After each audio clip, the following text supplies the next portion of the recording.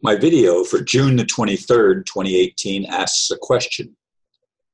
Can insanity be healed? As I see it, the world in which we live is like an insane asylum in which the most insane are placed in charge.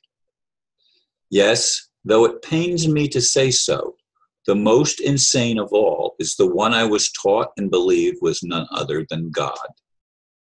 The great creator, so-called, allowed rebellion.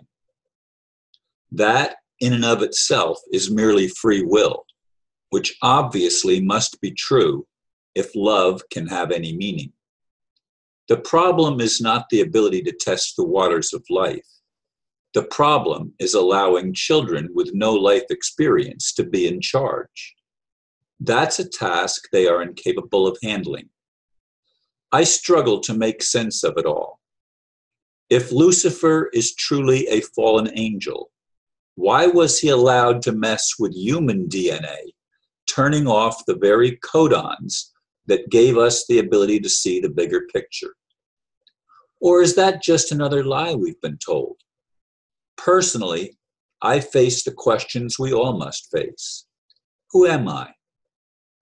How can I heal the personal insanity I experience as I do my best to bridge the gaps between the inner and outer parts of myself? Unity is sane. Disunity is not. Once again, I come to the computer this morning not having any clue what I was going to talk about. And I sent my birthday greetings out and read an email from a friend, which I was really happy to get, that I hadn't heard from in a long time. And actually, I've been connecting with a few friends that I haven't heard from in a good while. And that makes me feel somewhat good. But I still wrestle with the problems that I face in the world. Now, the summer solstice came and went yesterday. As far as I know, nothing significant happened again yet.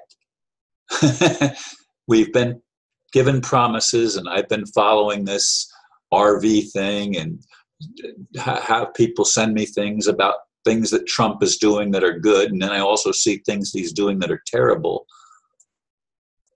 The world is a mess. It's still insane. This is something that we have to deal with, we have to acknowledge, but we've been taught, well, we can't really look at the problem because that's being negative. And I dealt with that in my last video. We can't avoid what we consider negative. That calling it negative and saying, I can't go there, is part of the problem. We have to address the situation in which we actually find ourselves, and calling it an illusion is another escape. It's another means of sidestepping the situation and the symptoms of the situation that are presented to us. And it's what we have to deal with in what we call human life. I struggle with this. I mean, I struggle with it more as I get older. And somebody told me to shut up, old man, in a recent comment. Yes, I'm an old man, okay? But that's a relative term. Compared to Methuselah, I'd be a young man. But who was Methuselah? Well, supposedly the oldest man that ever lived, as recorded in the Bible. Is that true? I don't know that the Bible's true anymore. I was taught that it was, but I was taught a lot of things that I've come to see were not true. I was taught and believed from early childhood. I wasn't taught that. I believed from early childhood that I was on a mission. I was told when I was 18 that I was given to God before I was conceived. And I've always had this longing to know God and to bring a kingdom of peace that I would call heaven on earth into reality, that I'd play a role in that. I didn't know what the role was. I didn't know how many challenges I'd have to face. I didn't know I would have to have 2 open heart surgeries. I didn't know I'd have to have my home stolen that didn't even have a mortgage, that was gifted to me by the first woman minister in Brevard County, Florida. I didn't know that I'd have to go through all of the challenges and problems that I've had to face. And I haven't given up. I haven't completely lost faith, but I'm wondering what my faith is supposed to be. It doesn't bring the results that I expected to experience, that I wanted for myself. I'm still alone. Do I like being alone? I'd love to have a partner. I'd love to have somebody to share my life with and go for my walks in the park with, and somebody just to hold hands with and hug. And, you know, I don't even care about the sex part of it. I mean, maybe I'm too old for that. I don't know. It's been so long, I don't know what it would be like. But in any case, I don't really have a close companion that I can spend time with. My family is doing their own thing and exploring their own avenues, as it were.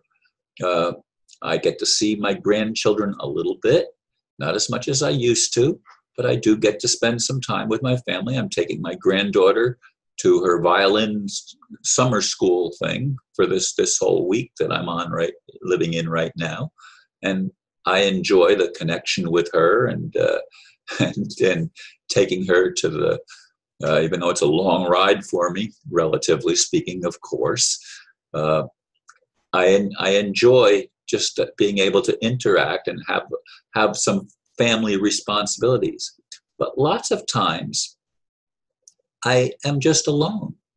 I've joined another group that I mentioned in a previous video, and I may be joining yet some other things. I'm exploring some possibilities because I want to be connected in the world. I don't want to be cut off from having a circle of friends and having people that I'm interacting with, hopefully to try to make changes that we can make together. But as I've said in the very previous video to this, so many people don't want to get involved in the politics. Politics is where the problem is. That's where the insanity is.